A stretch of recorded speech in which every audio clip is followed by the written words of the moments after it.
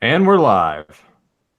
Hello and welcome to episode 35 of the Beyond Retro podcast. I'm Tyler Baker, and the whole table is here today. Nathan Kennedy and Rotten Amato, Joe Amato.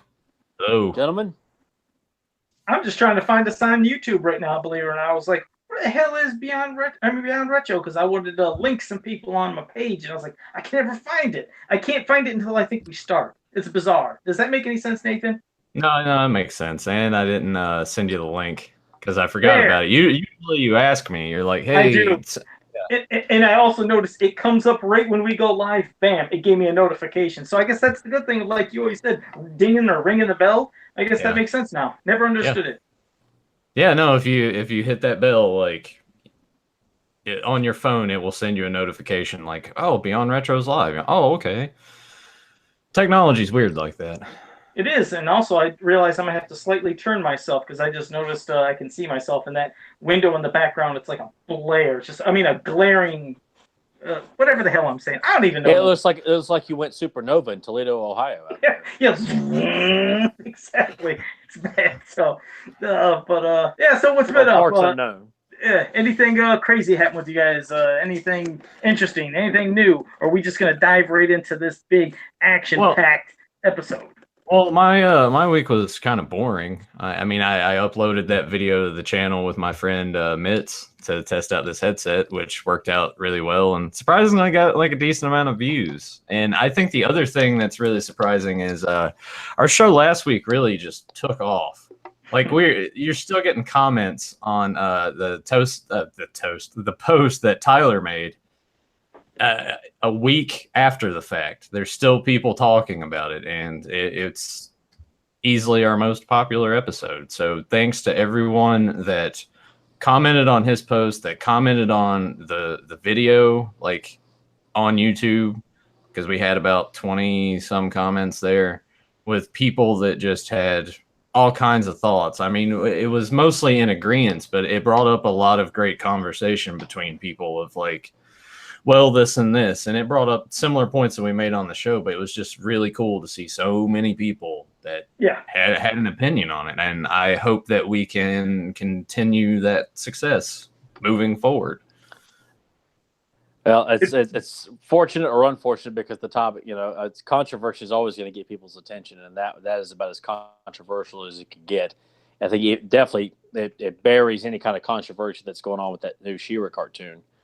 But because most time our podcast is about praising, all the great things that are either or how things used to be or how they continue to be. But I don't like being angry all the time, and I think we all can vouch for the idea that all three of us were just beat up emotionally after that episode, and all we did was just that tear episode. It apart. Yeah, that episode was really draining. But by the time we were done with that, I was just kind of exhausted. And like as it went on through the week with people commenting, I'm just like, I'm kind of just ready to move past it now, almost in a way. But yeah, I mean, our complaint last week was that why Thundercats needs to remain badass, and we're here today to talk about what makes action films badass and why these current action films are just a bunch of lame ass films. I want to talk too. Just if anyone has any ideas of like why the genre just sort of died off. Do you guys think it is a possibility that we talk about superhero fatigue now, and it's just too many of those? Do you think that was the case? Like going into the 90s, like we're riding on this high of action films and action stars, like we got our Arnold Stallones, and it just sort of like dies off. No, You're right. I think it's just, there's trends. I mean, at one time, yes, in the 80s, 90s, especially in the 80s, I mean, God, it was just full of action superstars, just a ton of different characters, which we'll be talking about. But, currently, I almost feel like, the Marvel movies and superhero movies and DC stuff, it's like maybe filling that void because you're getting your action, but you're getting them in comic book form. So there's not many of those standalone, action stars that really are like, wow, man, that guy's a badass. All right, I'll throw this out there then too. I know Tyler's like automatically going to disagree because he's already talked about it before, but would in the modern landscape of what we're kind of considering the action film, would I mean, you would have to say that The Rock is probably like the guy right now. Like I know that it's not in the same vein as what you had before with like Cobra and uh, like Terminator, things of that nature, but like he's kind of front and center of all these films that are kind of just that modern action movie. Like he's got that one coming out, Skyscraper, which is basically like a mixture of like Die Hard and some other stuff. Like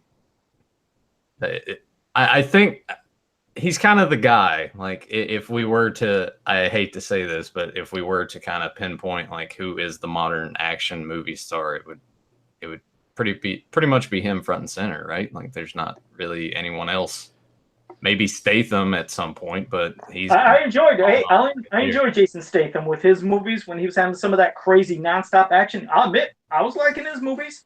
So, but you're right. As for like many that are current, you're right. There's Dwayne Johnson, The Rock, but I can't think of many others. Like they're not pushing them. It's like, okay, here's a quick little story. And this is some years back. I don't know how many, maybe 8 years ago. I'm trying to remember when Machete came out.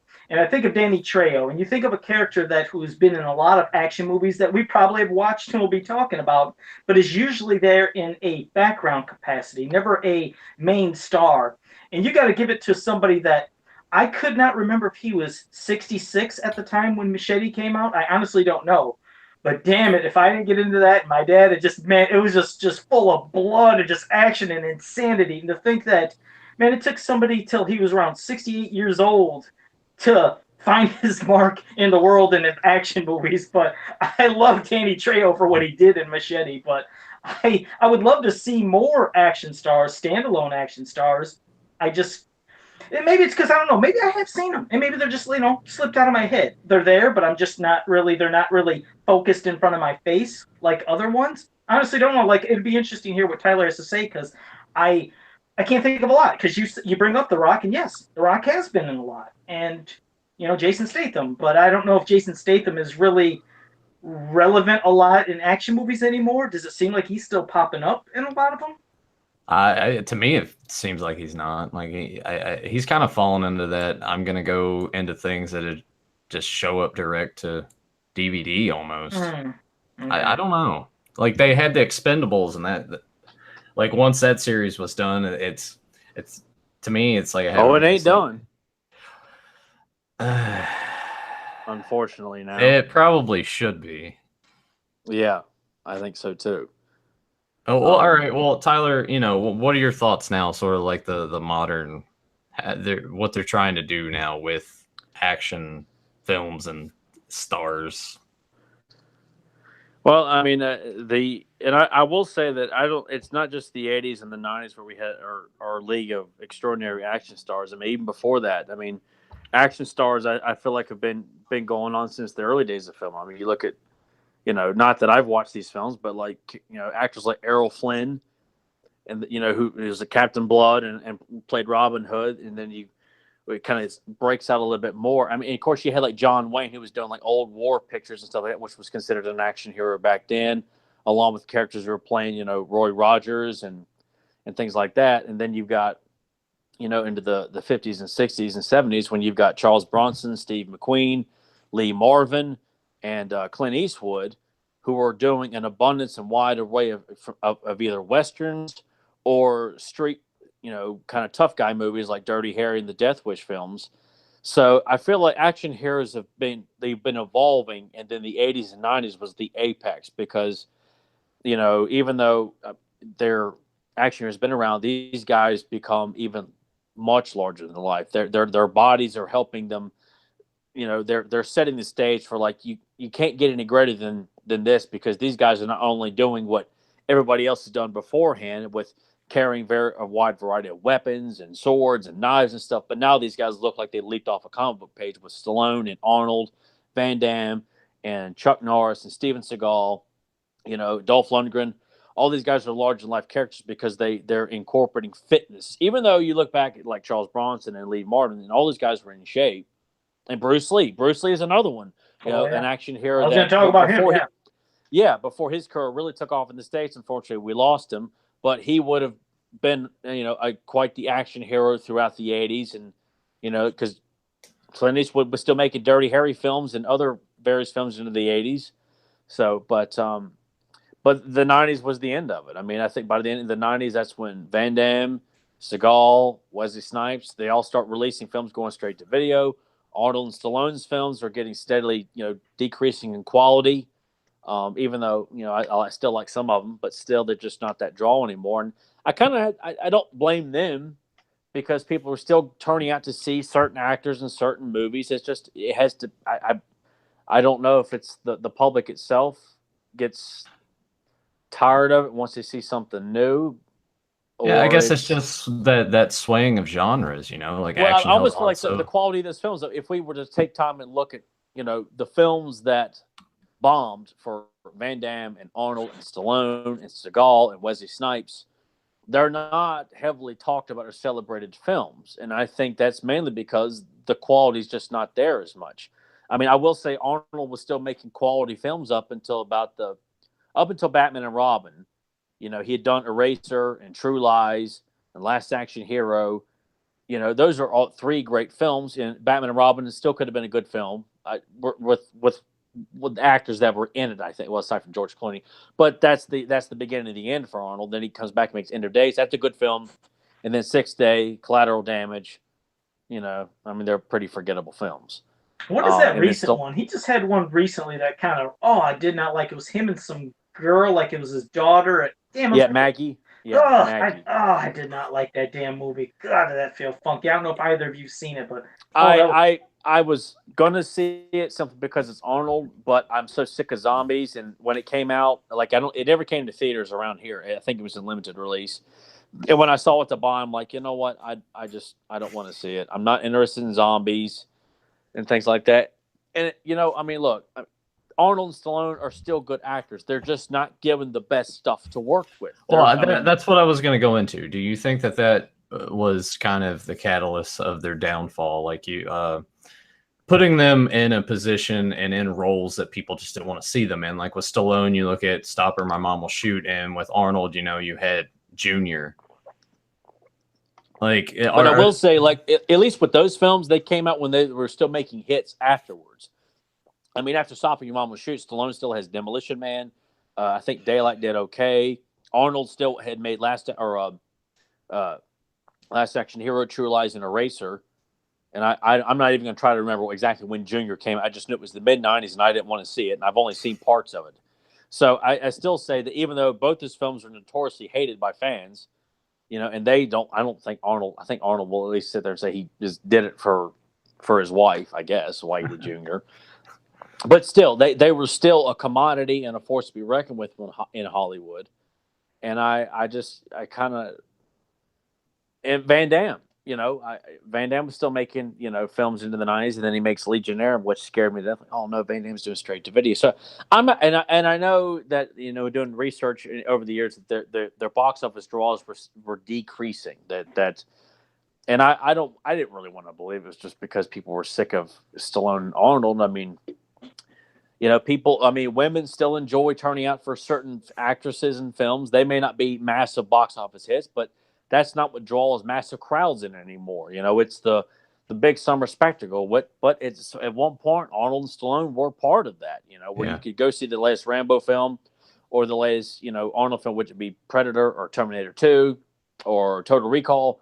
They were big box office draws, and plus those were very definitive films too. All the films that we'll end up talking about why these guys are so memorable is because these films, they were so different.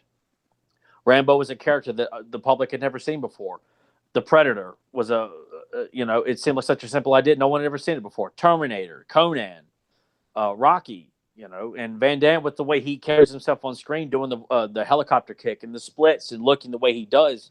He's charismatic. You like him. He gets the girl. Chuck Norris was, he's not a joke. I hate it how still people make him to this walking, talking joke. I'm like, he's no different than all the other action heroes. He kicks ass and takes names. And why is it he's considered the joke and everyone else is not? And Steven Seagal became a joke. Steven Seagal. Oh, fuck. But Seagal was a big, and Joe knows this. Seagal was a big name hell in the yeah. 90s He and the was. late 80s. Hell yeah. I mean, when he came out, and I remember watching when his movies came out, they were badass. Everybody, when I was at school, everybody's talking about some Seagal. They love Seagal, emulating in the crazy ass, moves he was doing and breaking arms. And of course, he would have maybe a little one-liner once in a while. I'm not saying all action stars are known for one-liners, but they all have them here and there in some of the, their movies. But Seagal, as much as they might want to joke him now about how they talk about his gut and how he always keeps his hands up like this or wears a shirt that kind of covers his belly, in his day, he was badass, and people who were growing up with him at the time loved some Seagal, and I love some Seagal. I love seeing what he would do to people. I was like, how is he going to break somebody's leg, arm, throw him through a window, use some crazy-ass sticks when he's using his weapons? He was quite exciting. I know he didn't have the typical action star physique that we're used to. Sometimes you'll see some characters, like you said, whether it's Stallone or Schwarzenegger or Van Damme, ripped and muscled and everything. It's like, man, now that's a badass looking guy. And yes, we know Seagal did not have that look, but he was a badass guy in his movies, so it worked. But I think what sucks for the action stars or anybody that's in a certain kind of movie is you are known for that. It's hard for them to transition to something else. Sure, will they try comedies and some work? Yes, some are a bomb. If they try to do a drama or a serious thing, that's a hard transition. It's not like some of these actors who can do action, comedy, drama, who are not usually just typecast into one type of movie role. So it's hard. You think, man, they got to try to keep pumping out more and more action movies for the action stars. And some of them, maybe plots and stories will start getting so goofy and exaggerated that, maybe people weren't into. And then that's when they might want to try other styles and things. But it sucks sometimes when you get typecast into one thing. And well, I will say the guys we're talking about today too, especially Arnold and Stallone. I feel like that both of those guys made a successful transition. I mean, Stallone was doing drama before he did action. He did. He did. And Arnold was doing action before he did comedy. And Kindergarten Cop and Twins are two wonderful examples, not just for this comedy, but they're great comedies in their own right. But it's what, and it's a testament to Arnold, really wanting to do so. And Total Recall. Total Recall, even though it's an action film, we've already talked about that, but that was not the normal. It's a heavy, deep science fiction film. It's not, it is.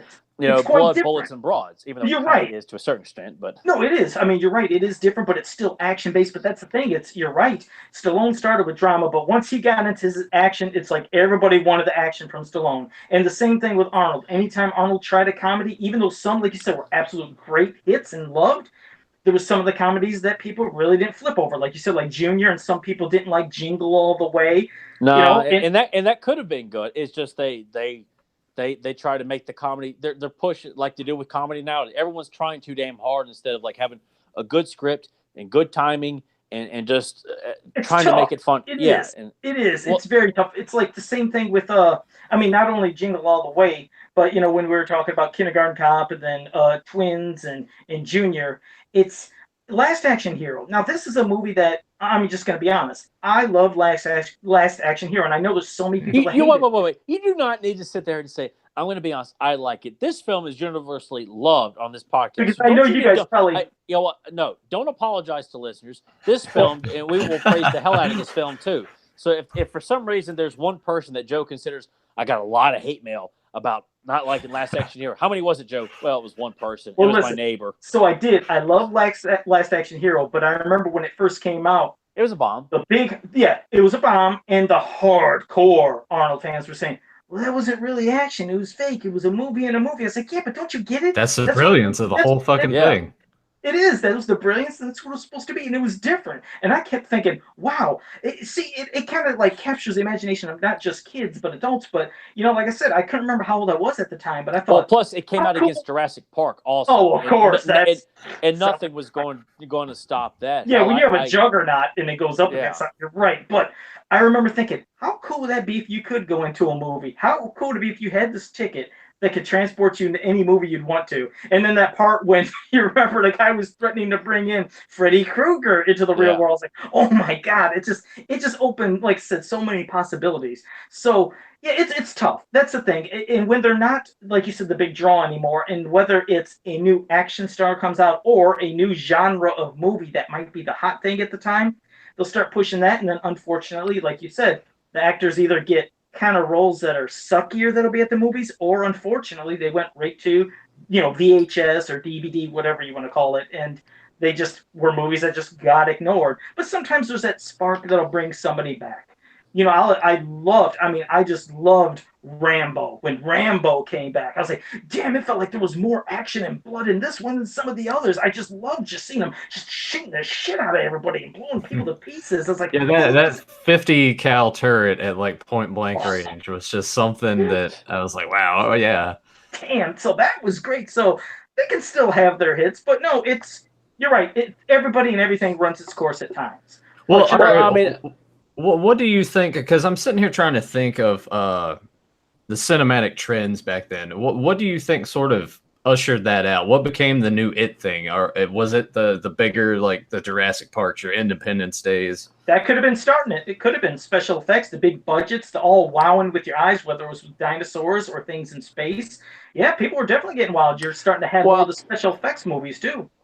Well, I mean, along with that, I mean, and at least I will say this, and yes, it was a bomb, but the Batman films were a big popular thing into the late 80s and the 90s, and for Arnold to jump on and play on, Batman Forever was a giant hit, regardless of the film not holding up very well. It was a juggernaut of a hit that summer in '95. So when Batman or '95, I think. So when Batman and Robin came out, I mean, yeah, for Arnold to jump onto this big flagship franchise, it shows it was a smart thing to cast the biggest action star in America or in the world to be the villain in the big, tentpole summer picture in June. So it just felt like, it was, adapting to what's popular at that time. And I will say too, it's not like all the action films were the same. Not all the Stallone and Arnold's films revolved around them making sure their shirts were off. They got bandoliers of bullets wrapped around and firing machine guns. I mean, they like True Lies and Eraser. I was trying to think, like Daylight, and Demolition Man. Even though you got some, show off moments, Demolition Man and like Last Action Hero. They're both action films, but with some good spoof comedy in it. But it spices things up. But the heart of it is a good kick-ass action film. So I felt like Stallone and Arnold adapted well to the times, and Van Damme kind of carried on. I think Universal Soldier was a good mix of comedy in there too, but also was a good action film as well. I feel like all the big guys adapted well, but I really feel like it's. I mean, for them to have done so well for so long, and maybe it was I don't know. I always feel like people are just making assumptions because the box office didn't do so well, so therefore they're no good. I mean, but how do you know that? How do you know it's not the actor and not the film? I mean, maybe part of it too is just the creative forces behind these films. If you go and you look at like your Total Recalls, your Predators, et cetera, like the names, True Lies, the names that are attached to these are like we're the guys, like they're the ones that are churning out the stuff. And as you kind of go on, maybe some of the creative forces that were on these other projects, just maybe that sort of shown through as well. It's tough to say, really. Yeah, I would say that out of all of them, like Arnold and Stallone adapted the best. Yeah, I know you said like Van Damme and everything, but Van Damme and Seagal and those guys, I feel got pigeonholed more into that action role. And they did. And they're like, whereas like Wesley Snipes, who came out as like your kind of, up and coming, new blood, when his career was kind of winding down a bit, then he gets Blade. Then it's rejuvenated again with the character. So, but he's also a notoriously hard person to work with. So that probably went against him even then, Well, I would bet a lot of money that all these guys, being the superstars that they were, larger than life inside and outside the film, were probably a little difficult to work with, based on the egos and things like that. I mean, every one of them, I love them all to death, but I have I've heard various things, and you don't know because none of us were there, but you can't have that much power and not be a problem to work with unless you're working with people that they really like. Then I'm sure they're easy to get along with everybody. But Wesley Snipes definitely has that reputation for being a difficult.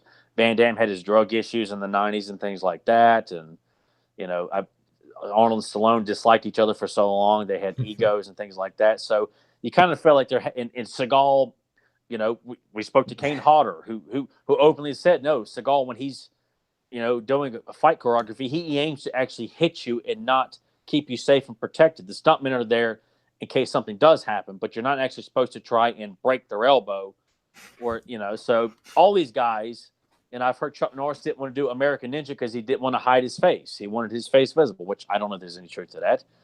But, you just kind of hear stories that all these guys were somewhat difficult. And but not just action stars, but all big stars in Hollywood. I'm sure they're all difficult. They've all thrown temper tantrums on set. Or just like people in general.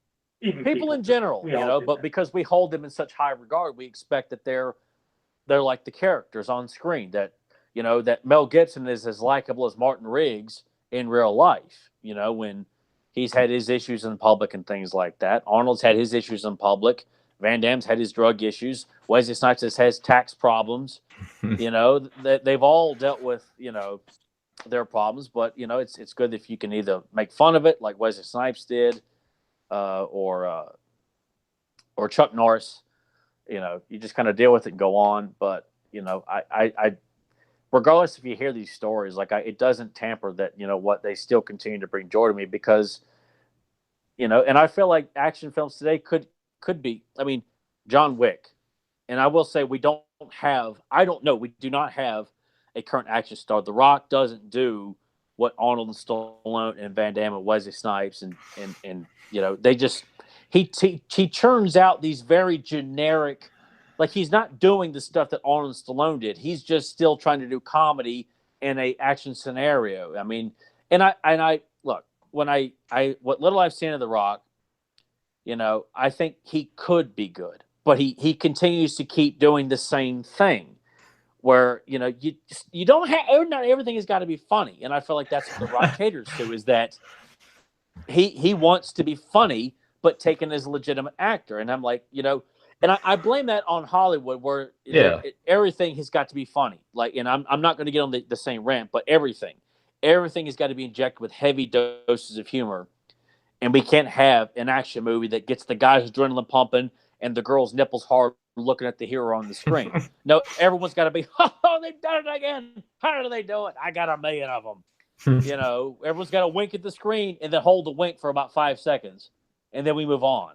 All right. So what if The Rock kind of deviated from his current path and sort of took on a serious role? Do you think that he's capable of such a thing?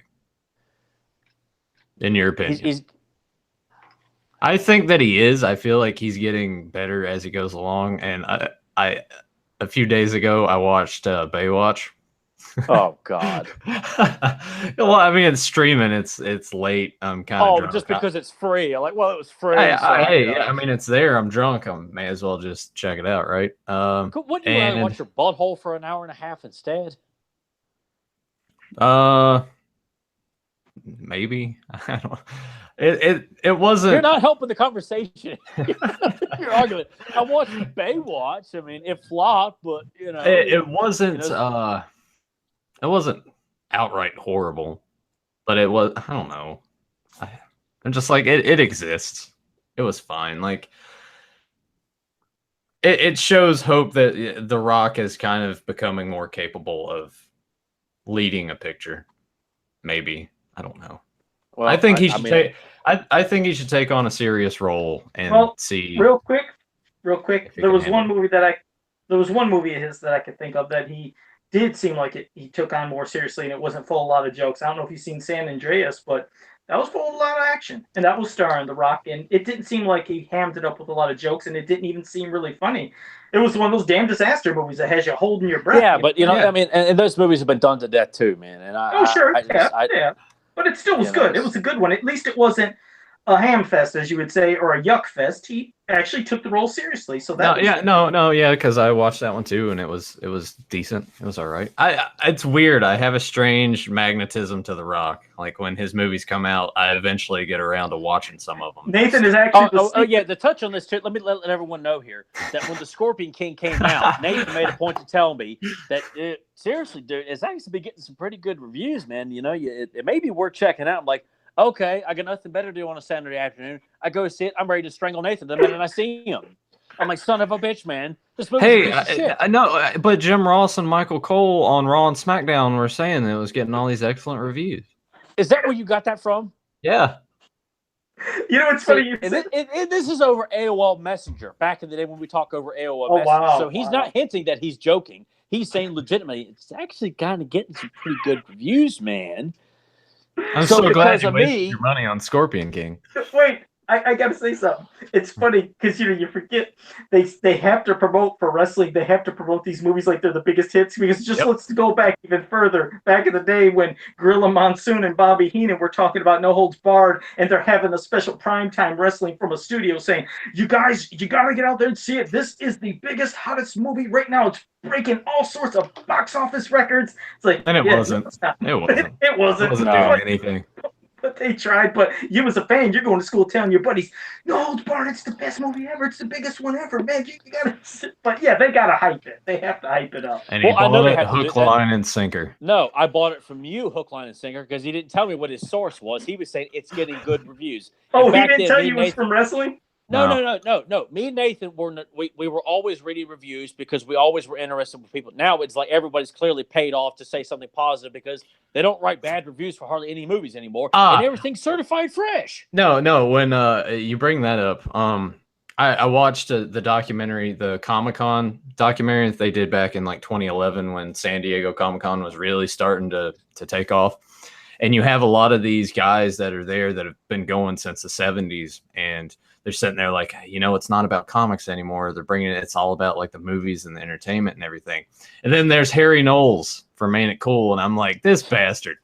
He always, every movie that comes out and he reviews it, it's like the best thing he's ever seen. And it's, oh man, there's so many terrible ass movies that he's like, oh, it's so good.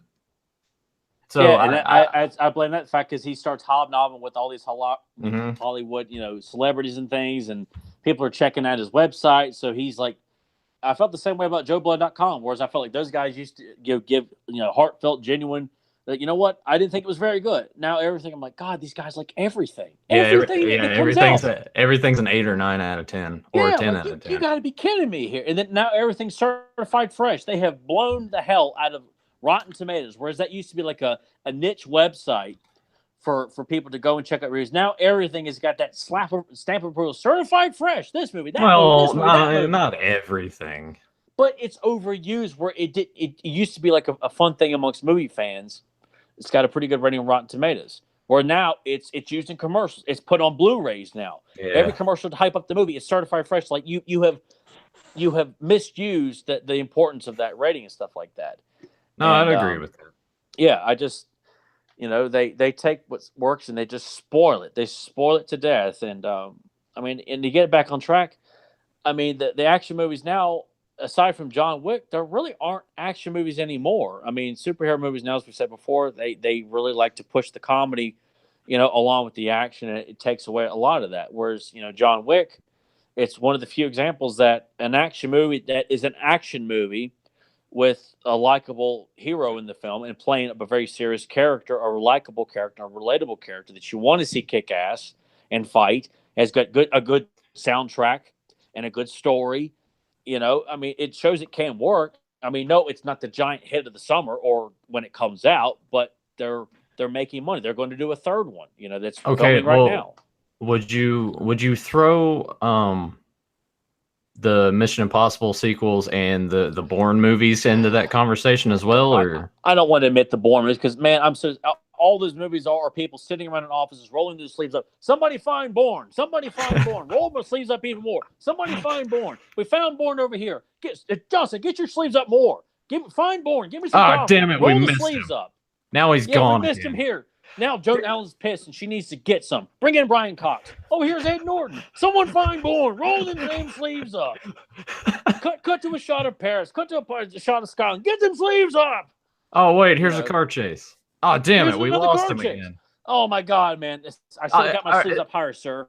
That first one was good, but the sequels, it just seemed it all seemed the same. God. It all seemed the same. Yeah, but even though Tom Cruise has been extremely successful with the Mission Impossible films, I don't feel like it carries on that tradition of action films. what we're here to talk about are the action films that, you know, of the 80s and 90s, which is what we grew up on and remain the quintessential golden age of action films, when the guys not only acted the part, but they looked the part. Sorry, I'm still just laughing about your Bourne rant. That was my dad still likes to watch those movies. And I tell him, Dad, you do realize for 3 straight films, it's shots of an office, people in cubicles and computers. Roll the sleeves up. Somebody find Bourne. Here's some papers. Give me the Bourne. Bourne. Sleeves. You know, Julia Stiles, man, you left her out. Oh yeah, Julia Stiles. You know, Jason Bourne's like, where am I? Who am I here? And you know, it just yes, I did enjoy the first one, but then the second one, and then I blame the fact that my dad watched those films so much. I'm like, God, all these films are the same thing. It's just people you couldn't opposites. tell which one he was watching. Yes, and I'm like, you know what? They're not as good as I remember. And Matt Damon. It's Matt Damon. And it just kind of feels like, you know what? These are not, you know, kick-ass action movies. They don't make you want to go and hit the gym, or they don't get you pumped and excited because of the cool action sequence with awesome fights that are not sped up because these guys can't do action sequences anymore. There's no heart in the choreography. Another praise to John Wick. When they do fights, you can clearly tell what's going on screen, and they're not pulling a Christopher Nolan and speeding the fight up to where you can't tell what the hell's going on in this fight here. Oh, man, it's so intense because you can't tell. No, it's lazy fight choreography. I need to get you to watch the Raid movies. I think you would appreciate the fight choreography in those. Yeah, I've heard a lot of great things about those films. So no, they're fantastic. I would say like John Wick and those are kind of like the only real action movies that I have enjoyed in the last little while. All right, what do you guys, both you guys, Joe, too? Like when you watch Commando, Rambo, Predator, Kickboxer, Lionheart, Invasion USA, when you're watching these fights, you see what's going on and you get excited over the moves, the punches, the kicks, the you know, the moves that they're performing on screen, even if you can see at times it's clearly Arnold's stunt double or something like that. But when you're seeing the hand-to-hand stuff, it looks legit. I mean, with Van Damme, Seagal, and Norris, these guys are doing all this stuff on screen, you know, and these guys today. They had to slow down Bruce Lee because they couldn't even capture Bruce Lee on camera because he was so damn quick. So how about that for a difference? There were so many. That's what I loved about action movies in general, whether it was them hand-to-hand combat or with weapons or just shit getting blown up. So many different types of stories. The ones to where, you know, you call in that guy for revenge or that guy that just wants to get revenge. Because, you know, when you talk about those Death Wish movies with Charles Bronson, I mean, man, I love just seeing him get revenge and just going to these places, just killing, blowing people up. Hell, one time, I couldn't remember if it was Death Wish 2 or 3. There was one in particular. There was a town that was like, you know, in trouble.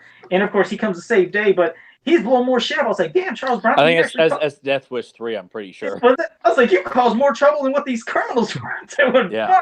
It still was just fun as shit to watch. And the same thing when you think about Sylvester Stallone. You know, we had the Rambo movies, which I just loved all the Rambo movies. And then you mentioned Demolition Man. There's Cobra. Judge Dredd is one, I think, that maybe that's when it wasn't a big success at the theater, and I don't know if that's when it started dwindling for Stallone in the theaters, but I remember Judge Dredd was not that big of a hit. I think it basically just broke even, and then you weren't really seeing many more action movies from Stallone, at least from my memory. Sure, there probably was. I'd gone blank. I was like, well, he done Get Carter, he done Driven, that IndyCar movie, and you know, none of all those were bombs. And then he did this 2 straight to like Toxin and Avenging Angela, which broke my heart to see that. And yeah, so it might have been Judge Dredd could have been just the one because he was riding off of 95 with the big success of Demolition Man. So it's possible they're thinking, hey, this cool stuff, this futuristic stuff, the kind of cop thing, and let's get him in this role. And I wasn't a hater of Judge Dredd. Was it a great movie by it wasn't fantastic by any means, but I still enjoyed it. I actually enjoyed Demolition Man, just watching him eating the rat burgers and stuff underground. And I got the Taco Bell being the sophisticated restaurant, no cursing. It's like it kind of had an original plot. It was different. Man, Taco Bell had so many like references to it back then, and I wasn't even really eating at Taco Bell back then. Me neither. Yeah, you look at Demolition Man, and then all that promotion for Godzilla, which what a huge piece of shit that was.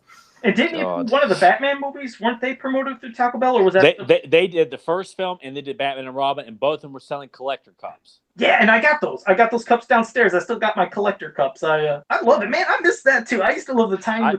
I do too. I was actually thinking about that for some reason. I was thinking about fast food tie-ins and how movies like tentpole movies would have, like Last Action Hero did a Burger King cup tie-in, Batman Returns, Batman Forever, and Batman Robin all had glass cups or plastic cup tie-ins along with actual Happy Meal toys. The cups and the glasses. I love those 3D feeling glasses they had. Yeah. From Batman Forever, I had all three except Batman, and I spent that summer going to McDonald's.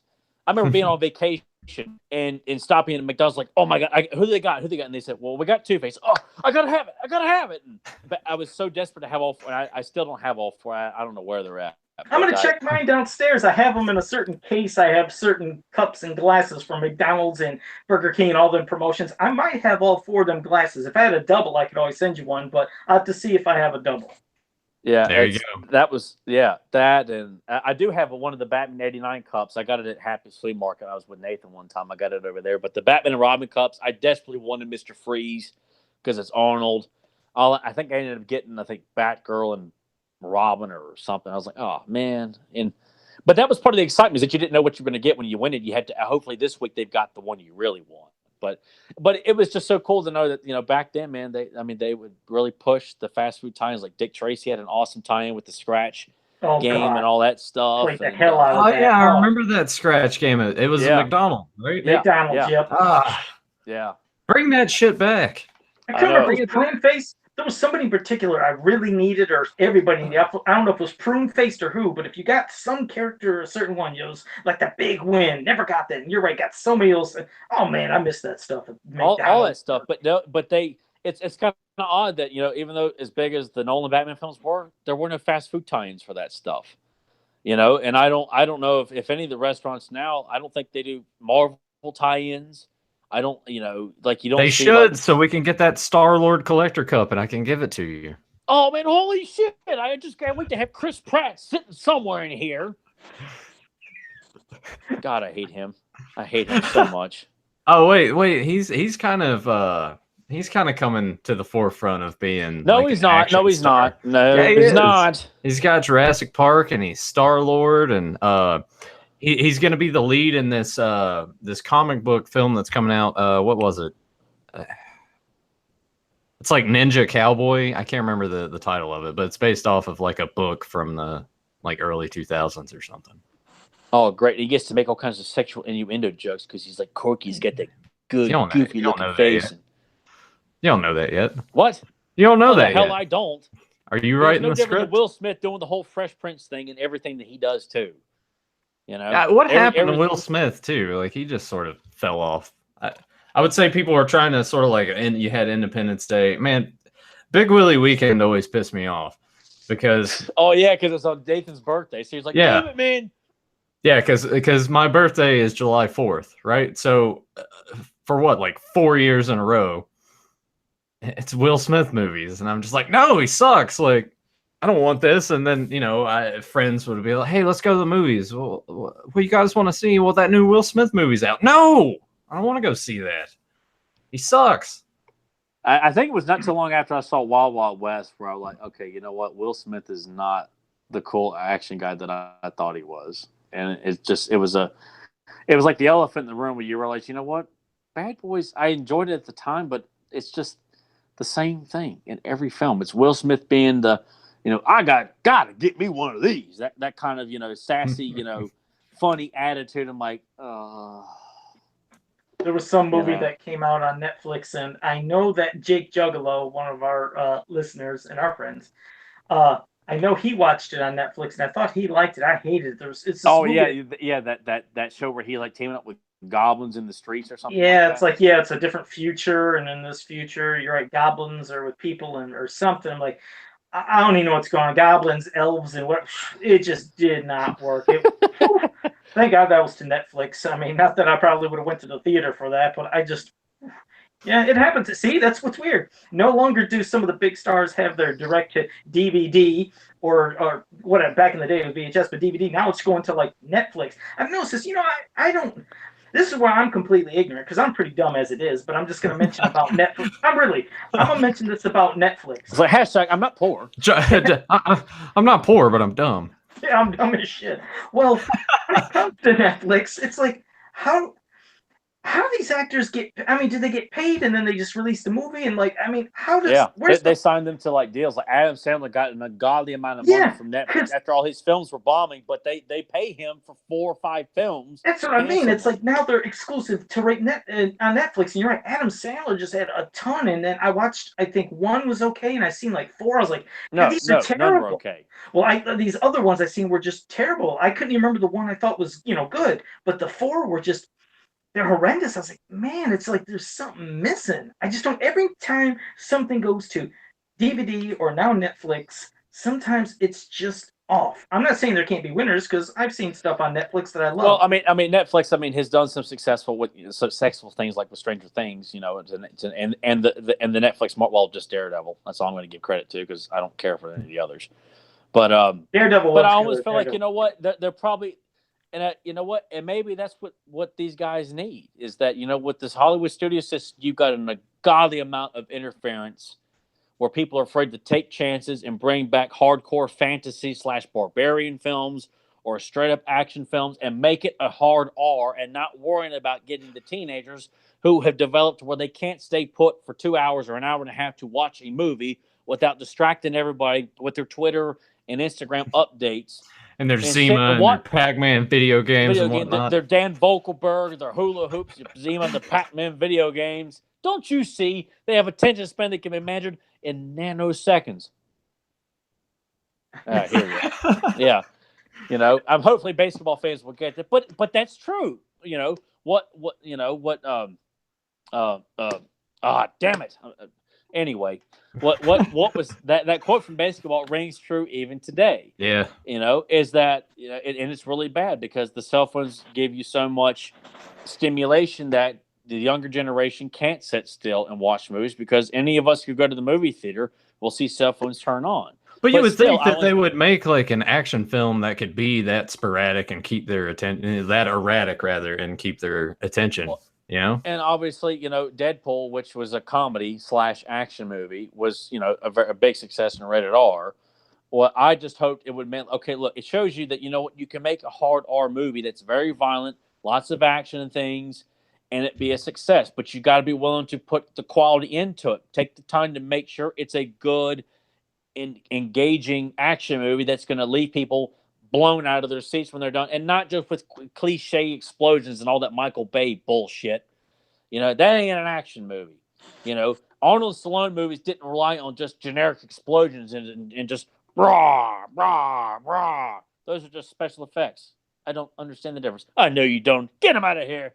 I'm quoting South Park when they're making fun of Michael Bay when I just did that there. They need to bring back like actually blowing shit up and not doing it in a computer because someone tagged us in a post yesterday, the Fight for Love song from Commando. And this was a song that, when you really liked the song back in the day, and then you almost sort of forget about it a little bit, and then you hear it again, you're like, oh, holy shit, yeah. Like, when I listened to that, I may have listened, I put that on repeat, like, and that was JSP that did that on Facebook, John Perryman. That's the one. Yeah, and I'm like, I put it on repeat like 4 or 5 times. My girlfriend's like, why are you listening to this? I'm like, because fucking badass. And, it's got the collage of the scenes in the movie. And you just see some of the scenes where it's like they took actual things and blew them up. I miss that as well. That seems like it's just a lost art.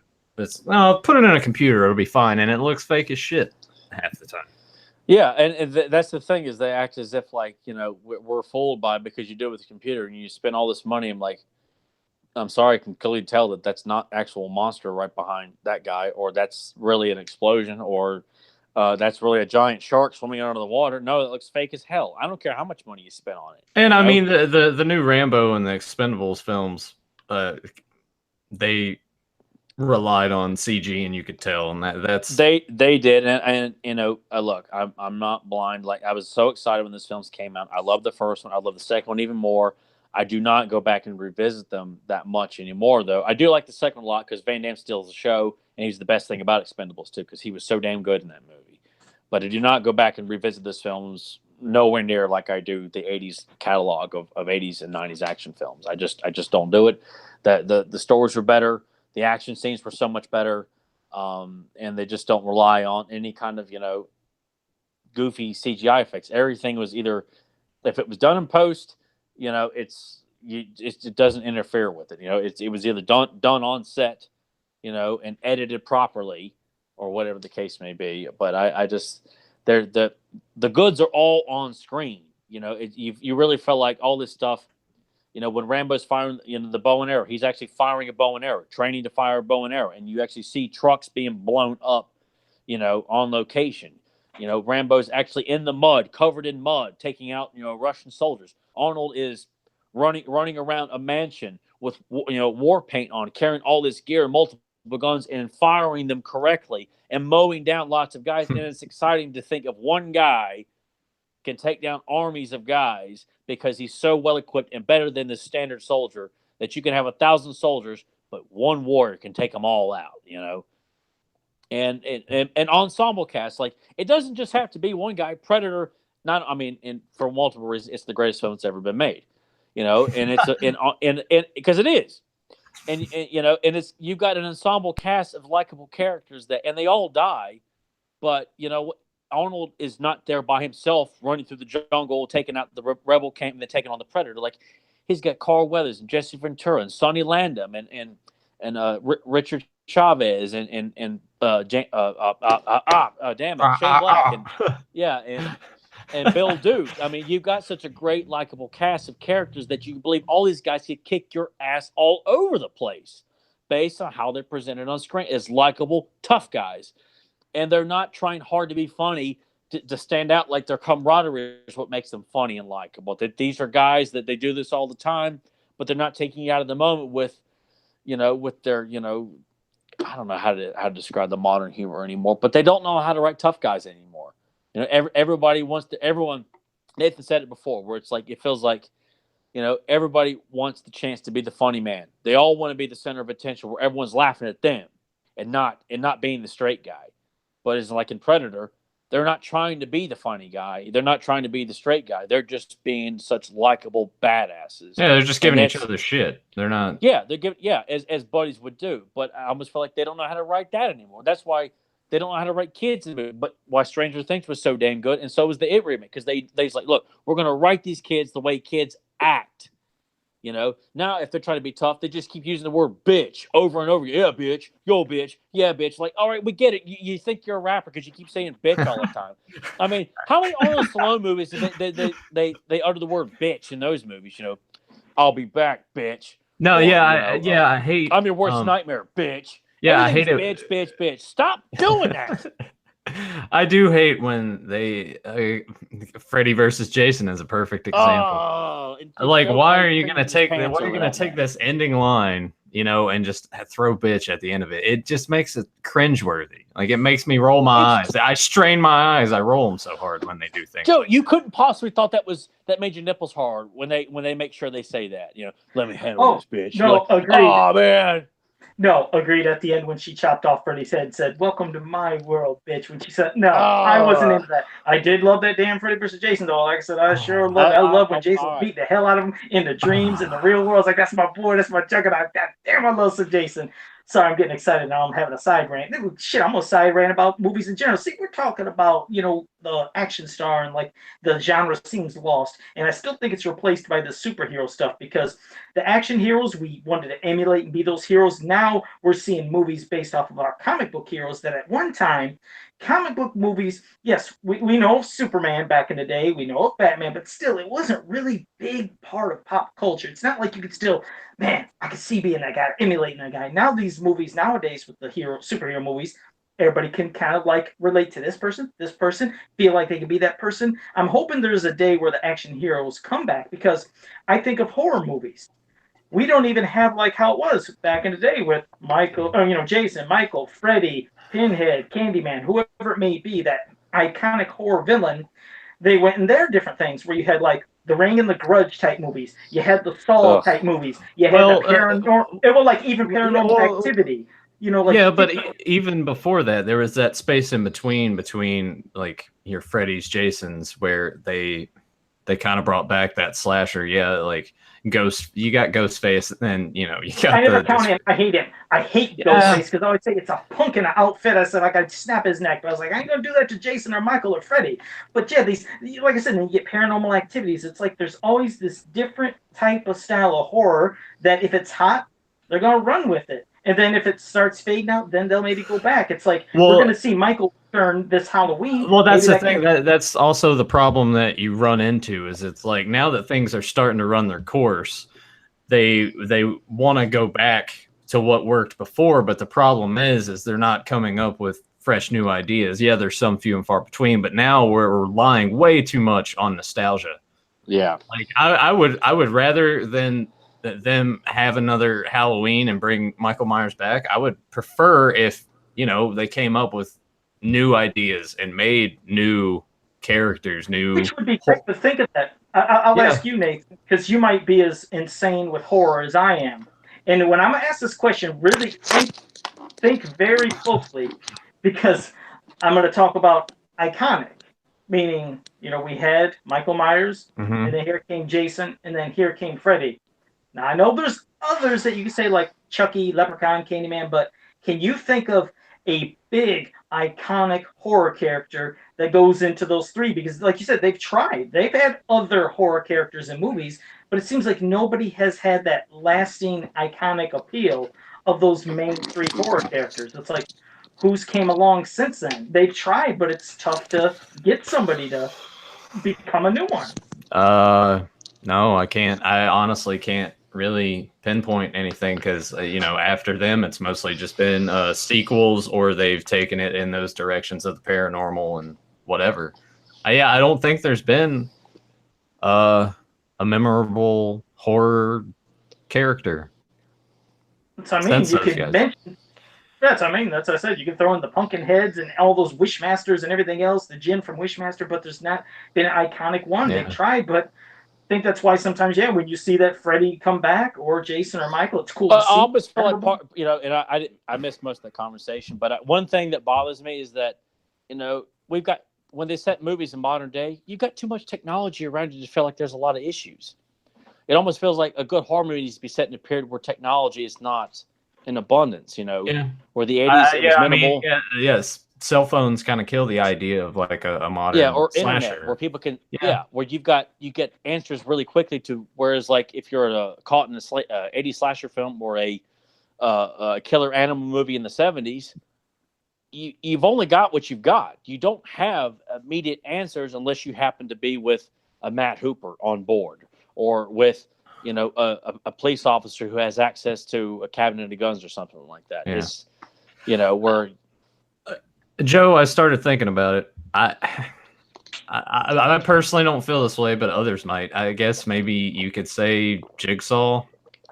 As And you know why I shitty as don't that for him? sounds. See, and that's the reason I never say him is because he's setting up the things to do the traps, but he's not doing the killing. Like when I think of a horror Sure. character, I'm thinking of that man who's out there killing, seeing Freddy kill, Michael kill, Jason kill, and that's why. Yeah, I mean, I understand what you meant, but yes, it's like he's not the killer, but it's a different Yeah. style. So all I can hope is that with Halloween returning this Halloween, that maybe not saying just reinvent the old movies and bring back more Jason and Freddy and Michael, but hopefully can spark the interest in possibly the slasher movie with the main character. Will it happen? I don't know, but it's like with all these action movies, like we were talking about earlier. So that was the quick side rant. There's so many iconic ones from the past when we're talking about Bruce Lee, and I know that you don't like. I could tell Nathan. I know you hate Seagal, but man, it's just he's such a big part. It's not a thing of hating him. I think it's just when if we're lining all of them up, like he's just my least favorite. I always thought he was the least charismatic when he's on the screen. Like, God damn it, I love it. like his fighting's cool, but once he starts talking, like his promo's just bad. If that makes any sense, and plus, you know what's I mean, even look, funnier? If you've listened to his voice throughout the years, he started speaking lower and lower, like this new style, because you could hear him clear in the original ones. I can't remember the movie because maybe Tyler, I don't know if you do, but as we said, tons of Seagal's movies went right to VHS / Oh DVD my in the god, day. man! There was this one we They're rented. still coming to video. Yeah, and they still are. I wish I could remember the one.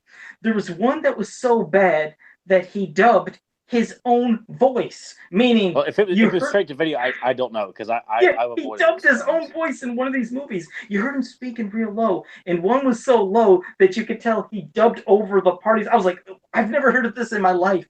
And he wasn't speaking another language. He's talking in English, but he was talking so low that they had to dub it louder, and it sounded off. I was like, wow, it's unfortunate. The first movie that suffered that I remembered was The Patriot, because Seagal's movie, yeah, because I remember seeing that visceral. Oh my god! There's another straight to video Seagal film. and that was in for my memory, my recollection, because I was a hardcore Seagal fan. That was the first one I remembered going right to VHS in the day, because he was getting it from the studios where they said, we're tired of your movies where you're always having like a message about, like the environment and what's going on in the world, because he had points. He really did have points. Things that he put at the end of movies were making sense. But people don't want to see that in their well, actual no. Yeah. I know, but like at the end, like when he explained it, like I believe it was, on Under down Siege. below on Deadly Ground. No. Well, Under Siege, the Under Siege Oh, film yeah, I'm has sorry. nothing to do with the Well, environment. yeah, on Deadly Ground. Yeah, on Deadly Ground. That was the one where at the end where he was Michael talking about Caine. the environment. Yeah, all the environment and the And the wildlife. Eskimos. He's And an it was- Eskimo in it.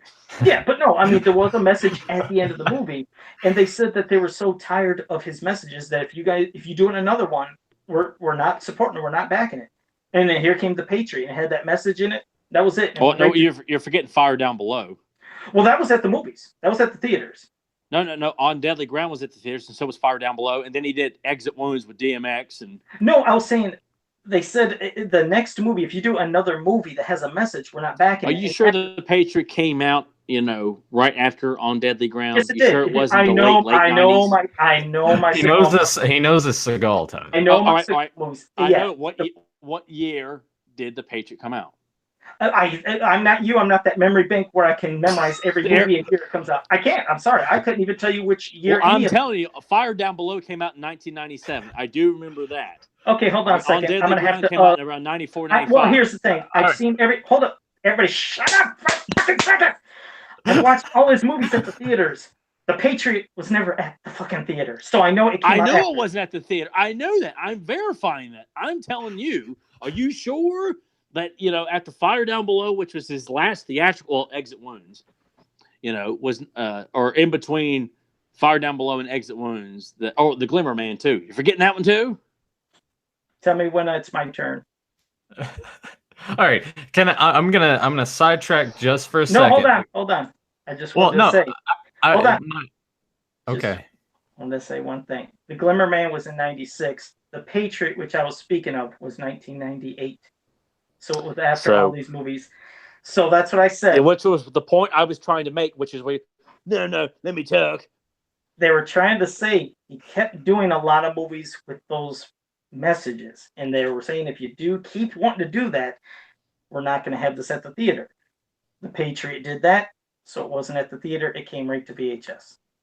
That's the point I was making. So that's. I know, but you were also trying to sit there and say that it was coming out between Fire Down Below and Exit Wounds and Glimmer Man, and Tyler doesn't know anything just because Seagal is not his favorite star, and that Joe knows everything about Steven Seagal. And Cody, you don't.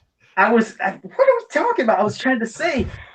They kept saying if you're going to do more of these movies, we're not. I understand that, but I was pointing out the fact that their timeline is completely flawed. How's my timeline flawed when the Patriot? You just told me that it came out right after On Deadly Ground when he goes and makes Fire Down Below a few years after that, and then the Patriot comes out after Fire Down Below. Who knew that the thing that would make you two really kind of argue on the show would involve Steven Seagal of all people? I think Tyler's not listening to what I'm saying. I know what he's thinking in his head, but he's not hearing me. I know the Fire Down Below was one of those message movies. Yes, I understand that. And it came out in 1997. Yes, and after they said if you keep going this route. I know, but both films were done. One was Warner Brothers, one was Fox. All right. Can I get my thing in real quick here? My parents are at an antique mall, and apparently this is like they've been sending me pictures of stuff. So you guys, if you can sort of see this, there's like a shitload of glare here. I can't. What is that? A bike? Yeah, it's a bike. It's a He-Man bike. It says Battle Cycle and stuff on the side, and the guy says that it's super rare. Like, do you know, Joe? Do you know anything about like? I can't make it look better. But it's like a blue bike, and it says Battle Cycle like right there, and then oh, cool. Yeah, you go over and it's got He-Man on it. My dad was like, "You think Tyler would have any interest in this?" Yeah. I just I'll ride it around my apartment. I just didn't know if either of you knew anything of like or remember there's a bike and it's called the Battle Cycle. That's all I wanted to add to that. You guys can go back to arguing about Steven Seagal.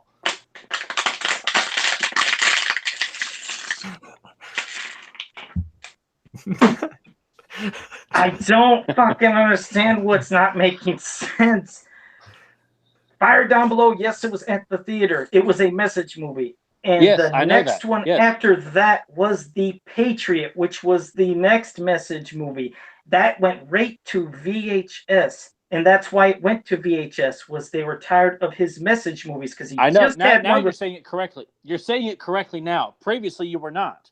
I was saying it the whole time. I said the last movie that he did that had a message went right to VHS, which was The Patriot. Talking about On Deadly Ground. You had mentioned specifically On Deadly Ground, and I was just calling you out that he still made Fire Down Below. Oh, yes. No, he made Fire Down Below, but the Fire Down Below, that was the other one that was a message movie. But after that was The Patriot. All my point was I was trying to make the whole time was The Patriot was his first movie that went to VHS because they were tired of his message movies. That's what I was trying to say the whole time. That Patriot. I get that. I'm saying I understood everything you're saying there, and I still do, and I did before. All I was pointing out was your timeline was botched.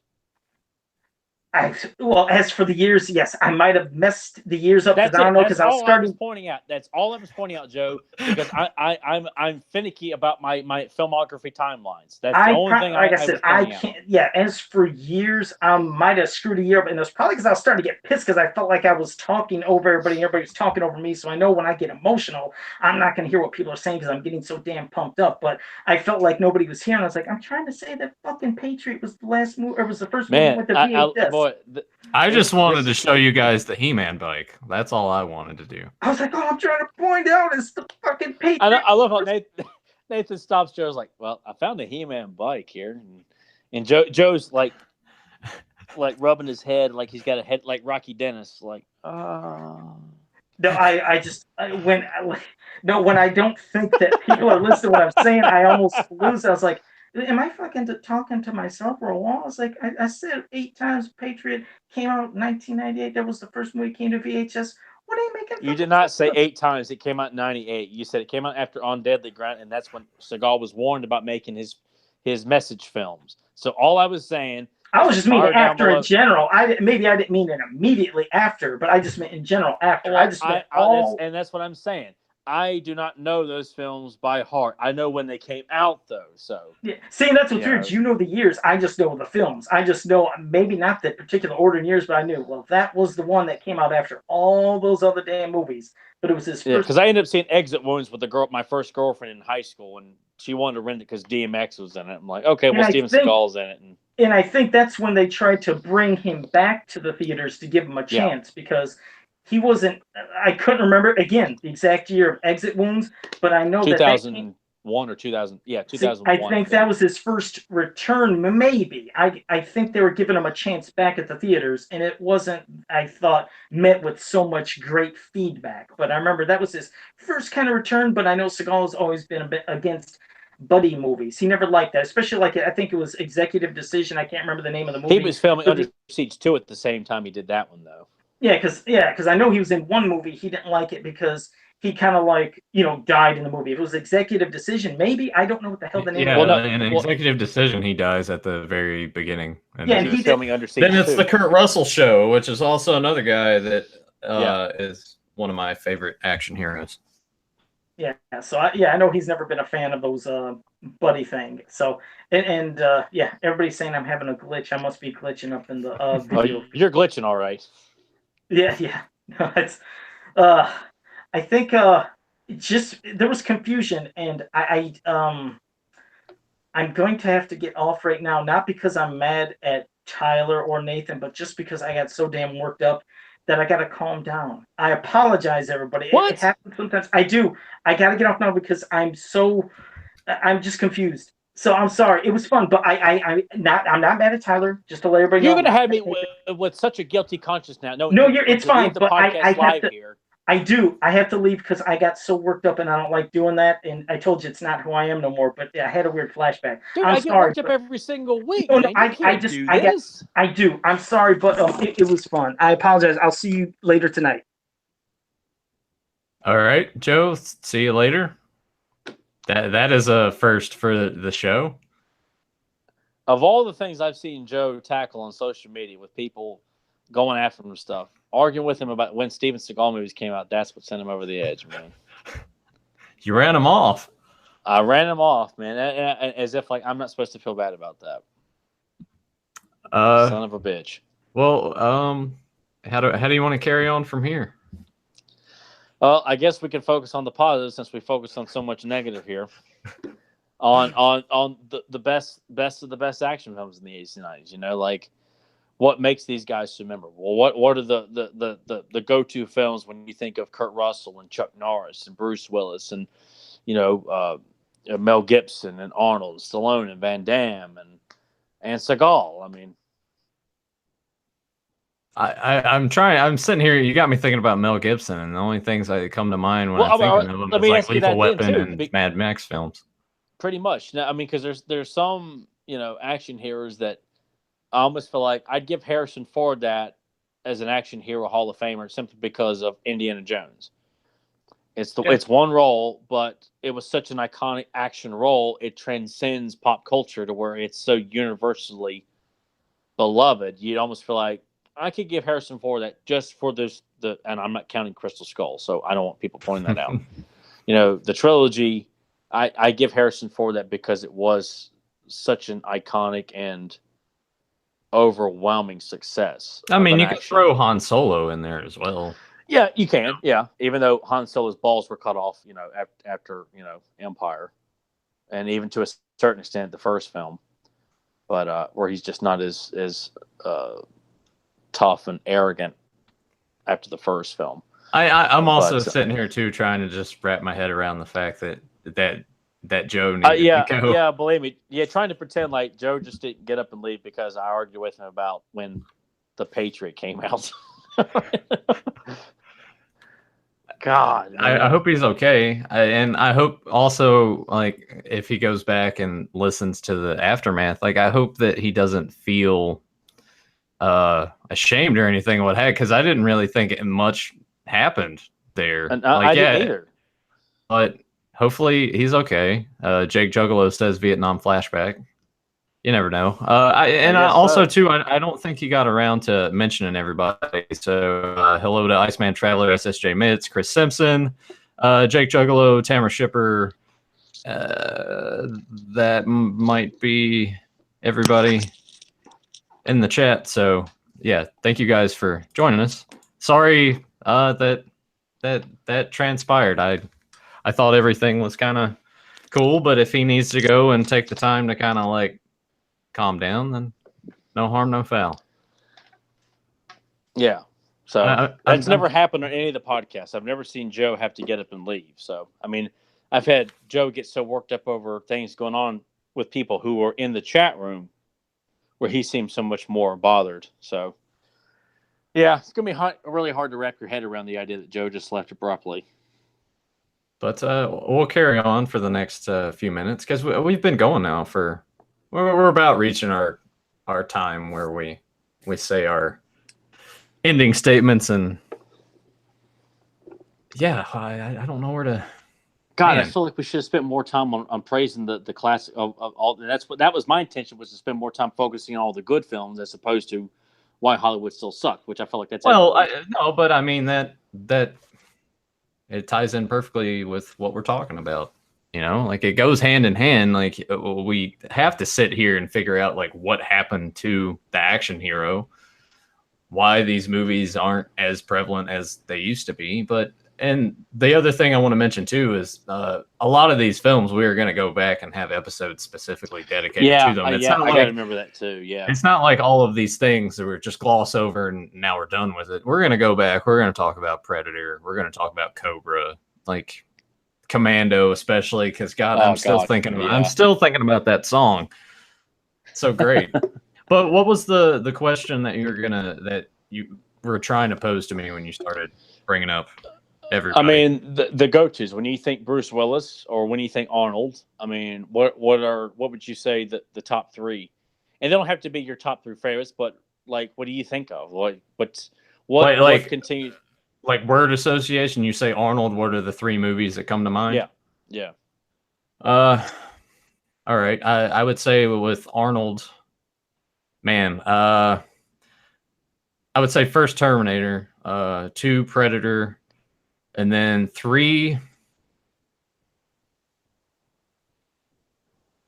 That one's kind of a toss up. I would say Kindergarten Cop. Honestly, like I love Commando and True Lies and everything, but when you kind of look at his filmography as a whole, like what really stuck with everybody else, and I would say Terminator and Kindergarten Cop more, just because when that came out, you know, everyone was kind of like quoting it and everything. Yeah. So that what would it be for you? Predator, Commando, and Conan the Barbarian. Okay. Yeah, those tend to be my kind of. I mean, it's Predator, Conan the Barbarian, and Kindergarten Cop. I think are my top 3 Arnold films. Like I just love Arnold in that situation. I thought it was so funny. But Commando would be in my top 5, and then probably either Eraser, True Lies, or Conan the Destroyer. Just because I like Terminator 1 and 2. I like 1 more, but I probably wouldn't put those films. I almost feel like the general public has just kind of all shown that all they know is Terminator. Like when they think Arnold, all they can say is, "Oh yeah, I'll be back. Yeah, I love Terminator," and that's it. Like they can't really say anything else. That goes from like the young generation to the the current. Well, most people tend to lean towards Terminator too, and I think I've said it before on this. Yeah, I think I've said it before on the podcast, and if people want to argue and fight me over it, that's fine. But the Terminator is better than Terminator 2. It is, hands down. Easily. I like Terminator 2, but I do too. But like Edward Furlong kind of just really brings it down a little bit. He's fine with me. I just felt like. As a kid, I didn't want to boo Arnold. I wanted to cheer him. So I liked the second one hell up better than the first one. As I got older, I'm like, what? The first one's got it all, man. First one's got everything. It's perfect. Yeah. And I just hate that if people think Arnold, all they can think of is Terminator 2. I mean, that's it. I just feel like, God, man, you people just are so lazy. All you guys do is want to watch a bunch of like lame-ass Will Ferrell movies. All right. What about Stallone? Like, what are the like? Man, I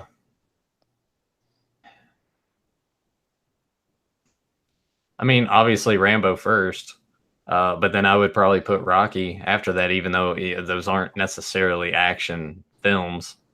And then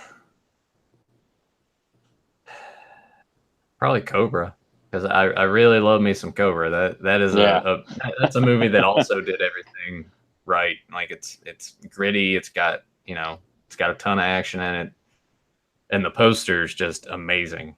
Like it's simple. It's badass. That was such an impressionable VHS cover as a kid to see that in the video store. Yeah. You got me thinking here. Like Bruce Willis, would you even like aside from Die Hard, does he even enter the conversation?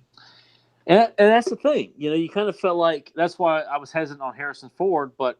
Indiana Jones is such a remarkable action hero. I hold it higher than Han Solo because for 3 straight films he's kicking ass all over the place. You got the bullwhip, you got the cool sound effect when he punches. It just I have so much fun with Indiana Jones. But yeah, with Bruce Willis outside of Die Hard, I mean he's done The Last Boy Scout and he's done a variety of other action films. Like Striking Distance and and I don't know if you count Hudson Hawk or something like that, but I know he's done a few other. But yeah, I guess Bruce did like a wide variety of drama and comedy and action. So, and maybe that's part of the problem is that you know what they associate Bruce Willis as an action star because of Die Hard. When his catalog is not all action films. It's just a very iconic, like Harrison Ford. Harrison Ford has got a mixed bag of drama and comedy and action and science fiction. But it's you think Indiana Jones and Han Solo, and Mel Gibson's another one. It's like really pouring down rain outside, and I was just like, I can kind of sorry. I guess it makes sense with Joe's left us here, so it's like a big cloud hanging over the podcast right now. Yeah, just raining shit on us. Yeah, it certainly does seem to be raining shit on Joe Amato. It's a basketball quote. Another basketball reference there for you. Yeah, I mean, yeah. Do we even throw Mel Gibson into the mix? Dolph Lundgren. I mean, Dolph Lundgren. Even though a lot of his movies have gone straight to video, he's done some very memorable parts. Do you put him in the same conversation as with like Showdown in Little Tokyo? Yeah, I guess you would, because Showdown in Little Tokyo is a lot of fun. Yeah. Universal Soldier, He-Man, Punisher. Yeah, I definitely would. I kind of feel at this point if they were characters in the Expendables, then yeah, you probably throw them into that conversation. Yeah, I agree. Even though I've never been like the biggest Jet Li fan, I've seen some of his stuff, but yeah, I mean, like with your Jet Li's and your Jackie Chan's, like obviously you would have to consider them, even though most of their films like have been overseas, Yeah. And I've always liked Van Damme more than your like Hong Kong experts of film. Like I will always pick Van Damme over Jackie Chan and Jet Li just because I felt like some of the stuff I've seen, it just kind of gets crazy and over the top. Whereas people might say Van Damme's films are simplistic in the fight choreography. But to me, it was just so much fun, like watching the variety of kicks and things like that. Whereas Jackie Chan's smacking all over the place and flip, flap, flap, flip, flip, flap, flap, which is, it's a very popular thing. But I just I'm like, I don't like that. I just like the charisma of Van Damme on screen. So, not to take away anything from Jet Li and Jackie Chan, but I mean, hell, I'll pick Bruce Lee over Jackie Chan and Jet. Oh yeah, because I just like watching his fighting, even just the fight scenes. Of course, Enter the Dragon is one of the best action films of all time as well. I'll gladly watch that over anything that Jackie Chan and even then did. Like with Enter the Dragon, that you got to think that had a good ensemble to it. Damn right it did. John Saxon and it just Jim Kelly. Yeah, and they kind of like, because with Bruce Lee, like he's charismatic, but like his line deliveries are not the greatest. You can say that. I mean, obviously that was his first big American film, so you almost felt like he would have gotten so much better. Because Arnold had the same problem with his early, films. He couldn't deliver the lines very well. It was not, and gradually got better and better. And I think Bruce Lee would have done the same thing. He would have aged like fine wine. I think come the 80s, he'd have been a force to be reckoned with in the 80s, man. He really would have. That would have been really cool. Like, because at some point he probably would have collaborated with Stallone or Arnold on something. I could almost see Stallone collaborating with Bruce Lee first, because Arnold didn't do a whole lot of buddy stuff.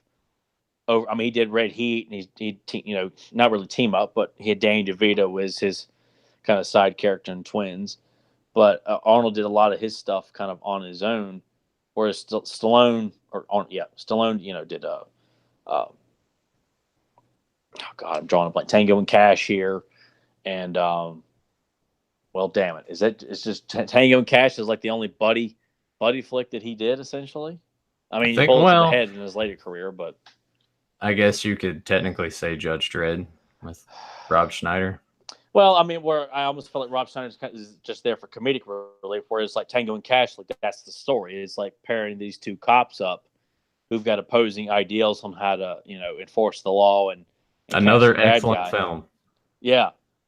So see, this is what I felt like the conversation should have been about, is like focusing on all the goodness. Like, damn it, man. I mean, there's plenty of time to go back and dedicate episodes to certain films. I always kind of figured, like, once we decided this is what we were going to do, that some of the conversation would veer that way, because you can't not talk about this stuff and hit those points. Like, you just can't do that. You have to, like, it has to be brought up. Yeah. Oh, I agree. I mean, I just felt like, I guess part of it too, I guess, is pointing out why these films are so memorable. Why, and I don't watch most of these films for nostalgia. I watch them because I absolutely love the characters. I want to be the characters. I mean, it's exciting. The music scores are phenomenal. You just, the stories are great. And I think that's another thing too, is Hollywood's just running out of steam, man. There's just no good ideas. They kind of have, like, you get good shit every now and again. It still happens. We're not saying that everything that comes out is terrible. There's still good stuff that's being made, but just, you look back and, the 80s and 90s had its fair share of terrible movies and TV shows, but, like, it just seems that they're putting more effort into it. They're really trying to, like, think outside the box. Because you look at Predator, like, think about the story of Predator, right? That initial thing, here's these commandos that are going into the jungle for one purpose, and here comes this other thing. Like, they don't do stuff now. It's just so cut and dry. Like, here's this. There's no, like, does that make any sense? Yeah. Well, I mean, I think is that they either try to overcomplicate the things, or they don't know how to execute believable characters on screen. They don't really emphasize, you have to be this character. You can't just walk your way through it and look lazy or look like you don't care. I don't know. You don't know who to blame. You don't know is it the director? Is it the actors and the director? Is it the studio? Who is it that's not pushing the boundaries of the muscle, of the strength, of the charisma on screen? Because, I think if you see anybody that's kind of a, let's consider somewhat of an action movie, they're not larger than life guys. They don't emphasize muscle in movies anymore. And that's what guys who grew up on, Charles Bronson and Steve McQueen and John Wayne, even though John Wayne definitely was not the sign of, a muscular guy, but Charles Bronson was in shape. Lee Marvin was in shape. Steve McQueen was in shape. Bruce Lee was in shape. You just associate these guys with, like, that's what a man should look like. That's what a guy that could, stop 50 soldiers and carrying a beautiful woman on the left arm and manning a machine gun in the right arm. You can believe that. Yeah, I think it's just the times changing, the way society, they wanted, the way society just looks at stuff now. Yeah, whereas they want to downplay most of the movies, but you can become a celebrity by posting pictures of your ass on Instagram and become a celebrity. Yeah. So we're emphasizing skin in other media. It's just not on the screen. But it's a big deal if you have a woman get halfway naked on a nationally televised sitcom or TV drama. But, oh man, they're really pushing the boundaries because they say the word dick at 10 o'clock on a primetime show. They say dick. Can you believe it? I don't know. That's just I don't know. The wind is out of my sails since Joe left. It just sort of like sucked the energy out of it. Doesn't that? Yeah, it really does. It just kills momentum to have Joe just up and leave like that. Like I feel like total shit. Yeah, I shouldn't, because it was not a. I know your intention. You were just like you're just joking around with him. It wasn't a. Yeah, super. It was, it happens, though, right? I hate it for the listeners, though. People who are listening to this live and who go back and listen to this feel like the conversation momentum just takes a big flat line. What can you do? I hope Joe can live with the guilt and manage to sleep tonight, knowing what he did to us right now. Let the guilt be forever on your head for this, Joe. Here. No, it'll all be fine. Yeah. But now I'm definitely tuning in to Fans of Power later. Oh yeah, wonderful. Yeah, we come together to talk talk He-Man, and I'm gonna probably be the angry old man on that episode, and hopefully I won't upset Joe too much where he gets up and leaves. Just stop everything and cuts it off, and I'm stuck with dead air, and I'm like, Yeah, you just send me a message, and I'll get Doug to send me an invite to it, and I'll join. I'll be like, I know a little bit about He-Man. What the hell are we talking about? yeah, well, that's when I'll have to kind of simplify the conversation so that way it looks, we can discuss, I don't know, Beastman for you or something like that. So let's talk about Man at Arms. Man at Arms kind of sucks. Yeah. So I don't know. And hell, I was hoping to be able to pinpoint what we talk about next week with Joe on here. But yeah, I guess we'll just have to figure that out. I was wanting to start talking about Jaws with June being here in the summer season. I was like, man, it's a good time to talk about Jaws. We should just start. We should go backwards and work our way forward. Let's start with Jaws: The Revenge and then end with the first one. Yeah, I love that idea. But that's the thing too. Do you think everyone wants to 4 episodes dedicated to what if I don't know. What if there was an episode dedicated to the first film and then an episode dedicated to its sequels? Would that work better since you don't care as much for 3? And I mean, I could talk an hour and a half about 3, regardless of what I think about it. I proudly own the movie poster that Nathan got for me here, along with all the others. It's fun to talk about because it's a train wreck of a film. It's a film that had a great idea behind it, but you just realize that so much went wrong with this film. Yeah, and that's what makes it interesting. And I have more fun learning about that kind of stuff than talking about current stuff. But yeah, maybe so much because I could talk a long time about Jaws too. But maybe that might be the way to go. We dedicate 1 episode to just Jaws, and then 1 episode to the sequels. I think it'd be best because a whole month of Jaws. I don't know if the listeners would do it, but yeah, listeners might, and I don't think Joe probably could do it either. So, well, we'll get with Joe and nail that down. Yeah, hopefully. I might just Joe. I'm going to issue a public apology here for upsetting you so much to causing you to leave the podcast. So I just sat here asking about a He-Man book. There were some people in the chat that were like, I hate it when mommy and daddy fight. Dude, I mean, to be doing podcasts with Joe as long as I have, yeah, we've never had a cross words, even when we disagree about something. But man, to have Joe just get up and leave like that over Steven Seagal, man, that's just. I was just gonna chime in when you guys were done. I was just like, Under Siege was good. Yeah. Well, hell, even last week, when we're all worked up so much, and we're just cussing and fussing about Thundercats Roar. Yeah. And then to get worked up over the Patriot, straight to video Steven Seagal release, and I might have to just put it in the description. A first for the show. Yeah, Joe goes MIA, missing in action. We send Chuck Norris in after to get him. There we go. Yeah. God. Yeah, well, shit happens, right? Yeah, just like in Predator 2, shit happens. But Chuck Norris, you brought him up, and it is kind of sad that he sort of turned into that walking meme. And I mean, it's cool. I hate that about that. It's cool that he embraced it. But didn't you have a Chuck Norris shirt that had something on it? Yeah, and that's a quote from Invasion USA too. I don't step on toes, I step on necks. That's yeah. But do you think that was made out of the?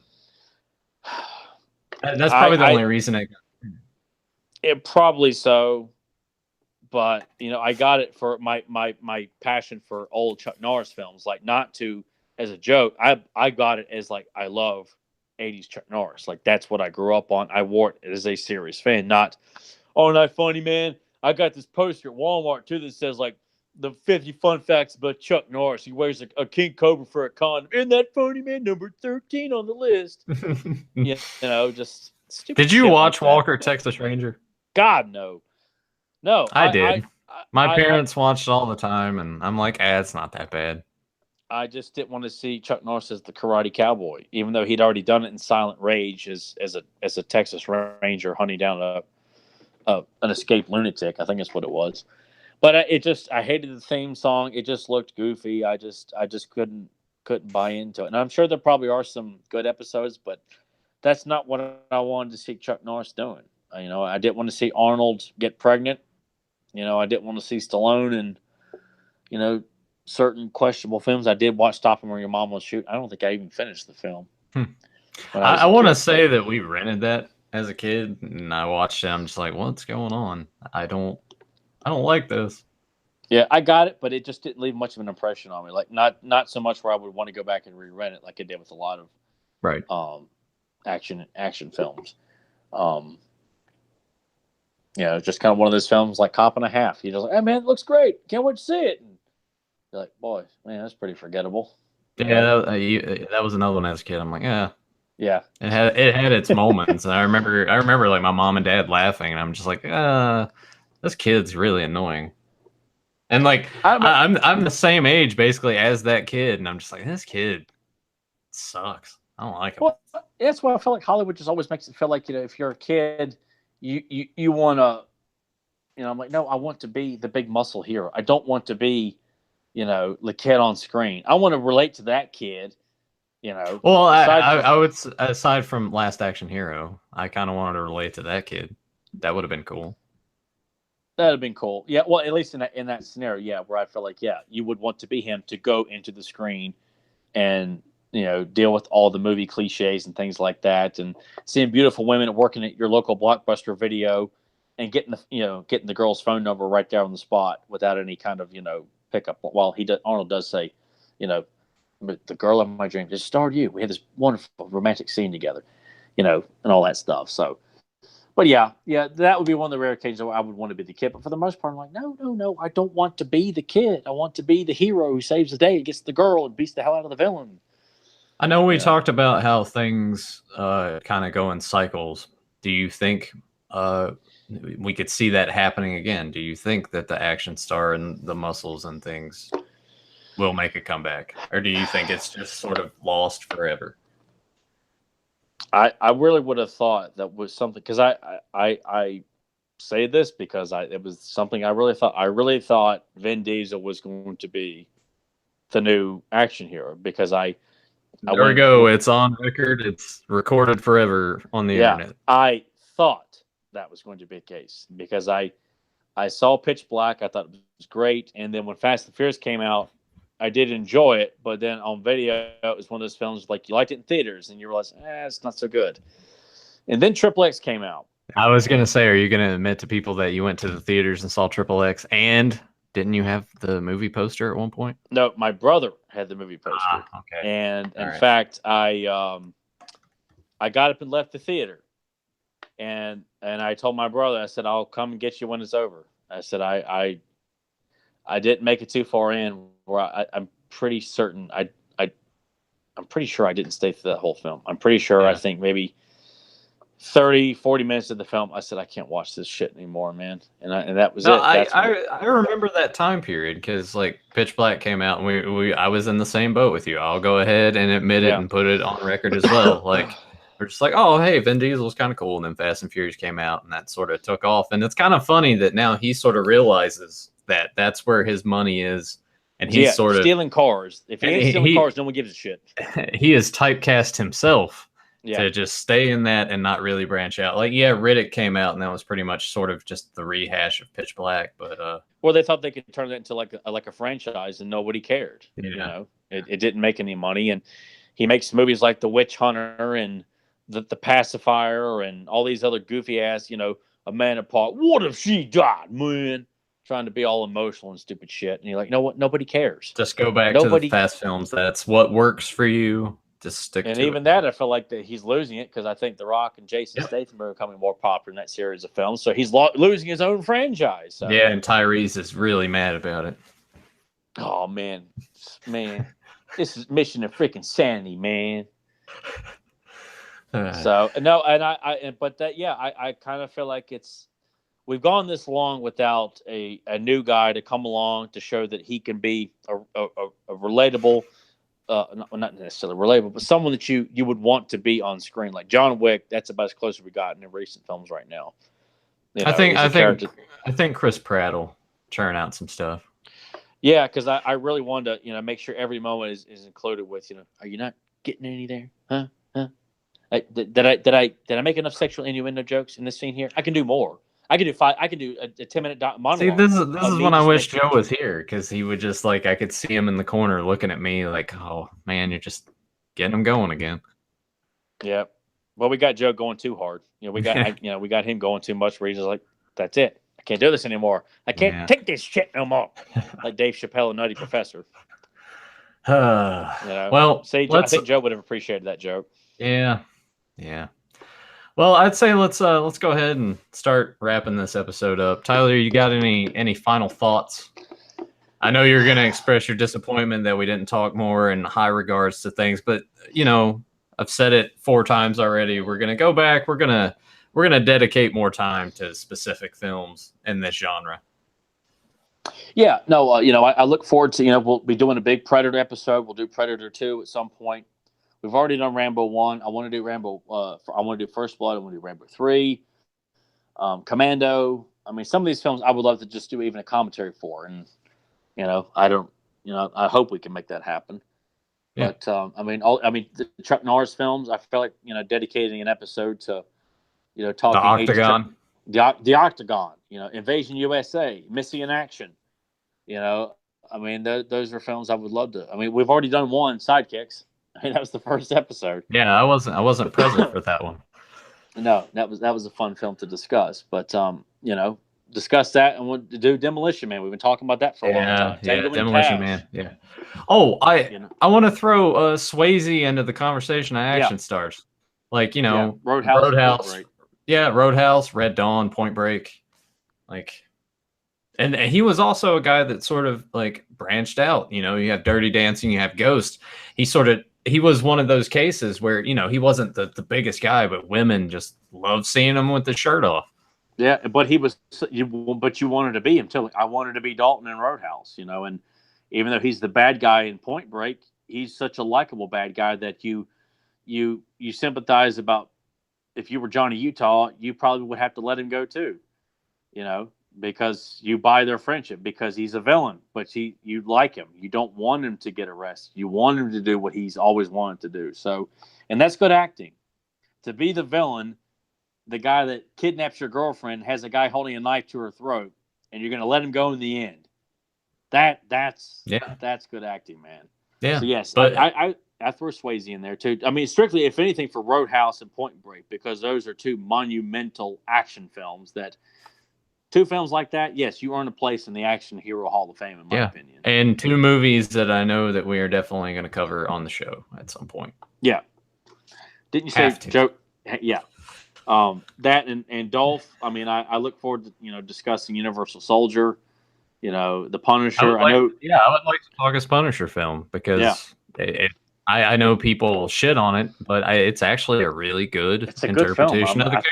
I think people, because it went straight to video here in the States, I think that's why it's Dolph, and Dolph doesn't have the most reputable filmography. He's got some gems, of course, but I think it's very, I didn't like it as a kid, because the biggest thing was where's the skull? He doesn't have a skull in his chest. What the hell? Yeah. So that really turned me off immediately as a kid. But then when I sat down and watched it, I think in my senior year in high school, I actually took it seriously and wanted to give it a fair shot. I'm like, this is a really good film. Yeah. So, we'll discuss that at some point, and I'm sure Showdown in Little Tokyo will come up at some point. That would be excellent. I mean, you tie it in with Brandon Lee. That's another guy that I think they were ready to just strap that rocket to, and he probably would have ridden it for quite a while, doing a wide variety of action films, and would have been extremely successful at it too. So that's. It's a shame, but I mean, thankfully, all these guys, Hollywood may not be turning out quintessential action heroes anymore, and obviously, I guess it's not a priority anymore of doing action films unless it's, some kind of Bourne Identity kind of taste, where it's just, he's, that's what I kind of feel like that's where action movies are. And if they're not kind of along that lines of that kind of, Bourne, I did anything where he doesn't look like an action hero, but he can just kind of cut loose. And even though Taken just copied Commando, it was just kind of, he's retired or this or that. And That first one was good. it was, and I enjoyed it. I didn't see the sequel. Yeah. I just didn't think it warranted sequels, and I didn't care to see any of them. So, yeah, you weren't gonna. They didn't get my money on that one, but the first one was good. But that's where I kind of feel like that's where action heroes are. We don't have a go-to action hero guy anymore. It's just cast Denzel in this or cast that guy in this. And if it hits or misses or whatever, but we don't have a go-to action hero. We don't have a league of extraordinary gentlemen in Hollywood anymore. Yeah. That can deliver the goods as big macho guys of what we see as like that's a cool action guy. I genuinely feel like The Rock is on the cusp of getting to that point. I know that it's been a weird road for him, and I know he's still going to take the avenues to do those films like Central Intelligence, where it's the buddy comedy with slight bits of action. But I think he's kind of between what you got going on with him and the John Wick films. That's about all we got right now. Yeah, and it's unfortunate, but not to sound overly spoiled, we got a large library of wonderful action films from all these guys. We'll talk about it in depth. So, I mean, it's just unfortunate that Hollywood just doesn't make action films like they used to anymore. And you would like to know what is anyone in studio execs offices like suggesting let's do a quintessential classic action film. Like, no, it's not what the people want to see anymore. Based on what? I feel like all these films, horror movies and action films and science fiction, fantasy films, they could all be done right. Not every story has been told yet. Right. But people have got to be willing to, if you're going to do it right. Yeah. I would say do that and get the mentality out of your head. It's like, we need to remake and reboot and rehash. It's like, no, like, creativity's still there. Just got to make it happen. Yeah, I agree. Any more final thoughts? No, I think that's about it. And hopefully next week we'll be back with Jaws and Amato. Yeah, and hopefully, Amato will be riding with us, and it's gonna be making for one awkward as hell Fans of Power episode. I'm looking forward to tuning in. Of course you are. I already sent him a message. I was just like, hey, you think you might rejoin, but I don't know how much time he needs for such things. Yeah, I don't know either. I've never seen that side of Joe. Yeah. The enigma continues, I suppose. Yeah, the man behind the mask. It would make for one hell of an true Hollywood story when our podcasting career is all done. Like when they interview all of us and they talk about episode 35 happened on Sunday, May 25th, 27th. Yeah, 27th. I'm still botching the numbers, And then it just like freeze frames on like a picture of Seagal, and it like zooms in. It's like the one thing that broke everybody. Yeah, it's like yeah, where it's like the behind the music when they talk about what broke the band up, and it's like a shot of the straight to video VHS cover of Steven Seagal's The Patriot. You're like, God, man. And it's just like, yeah, it wasn't sex, drugs, and rock and roll. No, it was straight to video Steven Seagal. It wasn't a creative differences. No. Steven Seagal going straight to video. That's what doing the podcast, man. At least we could say nobody else has had a band breaking up over something like that. Like it's, we're proud to say Steven Seagal is the one that destroyed our podcast. Yeah, but we're joking. The podcast isn't destroyed. Joe's gonna be fine. Everything's gonna be fine. Like, yeah, Joe, we love you. The chat loves you. The listeners love you. Yeah. So hopefully, everything will be all right for tonight's Fans of Power, and we'll be back next week having as much fun, and we will get the same traditional Joe that loves to bust balls and get people worked up and then laugh quietly while he animates and things like that, and giving us his fast food tips that I can't stand here. Yeah, I was hoping that we were gonna get some of that this week. Get the tips, or what was some of that other stuff that he had? I guess it's mostly just the fast food and the gas station. Yeah, how do you say- get cheap chili at a 7-Eleven, like, something man. like that. I try to tune out during a lot of those because I'm like, I get nothing out of this. I love it. Oh man. Yeah, it's a shame he didn't either.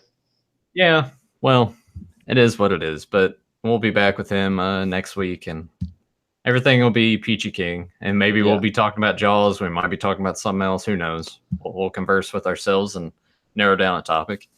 Yeah, but so we'll be back as the terrific trio next week, and we hope listeners still manage to enjoy our conversation regardless of the abrupt. No, this is live, pal. Like, some stuff happens, man. It happens for real. Like, that was not staged. We did not stage Joe to abruptly leave the podcast for controversial shock value because last week's was so popular. Like, how can we top this? We'll have Joe act like he's really mad at Tyler. Just leave the podcast and leave questions. Like, no, that was real, man. It's real life. Yeah. Happening in real time. Yeah. This was like, on wrestling. Like, no, this was a shoot. It was magic. Ultimate Warrior. I mean, it was a shoot. I was shocked. I'm sitting here like, okay. Yeah. Man. But I'll go into the spiel now, I guess. Thanks everyone in the chat for joining us. If you're stumbling across this video and you're new to the channel, make sure you hit that subscribe button and hit that bell so you get the notifications when we go live. Check out the audio archive. We always post when it's made available, the audio version of this show. So if you want to listen to us instead of having YouTube up, check that out. And go back, check all the other episodes out. Check out the Facebook page. We'll always have that link in the description. I was debating on the email thing because no one ever emails us, but beyondretro84@gmail.com. If you want to send us questions, leave comments, post on the Facebook page. Any topics you want us to discuss, anything, questions like about us, whatever, we'll be happy to answer that stuff on the show. If you're a big Seagal fan and are just like, man, Tyler, you fucking dick. Yeah. Let us know if you hate what I did to the show and running Joe off like that. Let us know. We want to know that if you think I'm a prick, Yeah, if Tyler's a prick that has shitty taste in films, let him know. If you think Chris Pratt is like one of the hottest stars in Hollywood and Tyler has it all wrong, let him know. Let us know. If you think that we didn't put Matt Damon in the Action Hero Hall of Fame because of because he's Matt Damon, let us know. Do you think George Clooney should be in there because of the Peacemaker or Peacekeeper, whatever the hell that movie was that came out in 1998? Yeah, the nuclear bomb film with Nicole Kidman. Yeah, I had to see it. I was forced to go see that movie in theaters. The movie sucked. Who'd you go see it with? No, it was when Mom was first dating Everett, and he wanted to take his son and me and Derek all of the movie. And I'm like, what do you guys want to go see? I'm like, how about Wishmaster? And everyone went real quiet in the car, and he just like stops and looks at me. I'm like, okay, I guess we're not seeing Wishmaster. And we get there and like, what about that movie? Peacemaker. I'm like, oh shit, man. And I'm sitting in the theater like, God, this movie sucks. And Nicole Kidman looks all ugly in the movie. George Clooney sucks, and it just sucks, man. What else was playing other than Wishmaster? There had to have been other options, right? That was it. That was the only thing that was remotely interesting to me. And I wasn't dying to see Wishmaster at all. But I was like, it's a horror movie. I was really into horror movies at that time. Maybe give that a shot. And I remember getting this like weird stare from Everett when he like turned around and looked at me when I said Wishmaster. And I'm like, So I'm sitting in the theater being just all depressed and miserable watching Peacemaker. I can't even remember the damn name of the movie. I want to say it's Peacemaker. I don't know. I also too didn't think that this episode was going to end on us talking about that movie, but here we are. Yeah, or being on such a down note. We've had someone commit suicide on the podcast just like that. That's an odd way of wording it, but okay. Yeah, well, hey, we're having an odd episode here. Something that should have really united all forces here is just separated. We are continentals divide. Yep, it is the Beyond Retro Civil War, but not really. It really is. No, Nathan is Nathan's caught in the middle here. You know, I'm Captain America and Joe's Iron Man. All over Seagal. I never would have thought. Yeah, But Seagal's not even a favorite of mine. well, there we have it. Let's just go ahead and wrap this up. Let's just put a bullet in this episode and end it. We're just dragging on like we're caught in a bear trap. We're gnawing at our own lens just to get out of it. It's like The Edge with who is it? Anthony Hopkins and Alec Baldwin. Yeah, it's like that. Yeah. And now another film that I really didn't think that the podcast was going to end on. Anyway, everyone, thank you for joining us in the chat live. Hope you enjoyed the episode, despite its weirdness, 3/4 of the way through. And we will see you next week. And I apologize for any discomfort you may have felt due to my affinity for getting dates correct. And I may have even botched that. I'm pretty sure I got it right, though. But there we go. Yep. We'll see you next week. I may have been wrong, but I might still be right. Well, it's like I was wrong about that one time that I was actually right. Yeah, that's what I was wrong about. I was wrong about being right because I was right, but I thought I was wrong. See you next week. See you next week.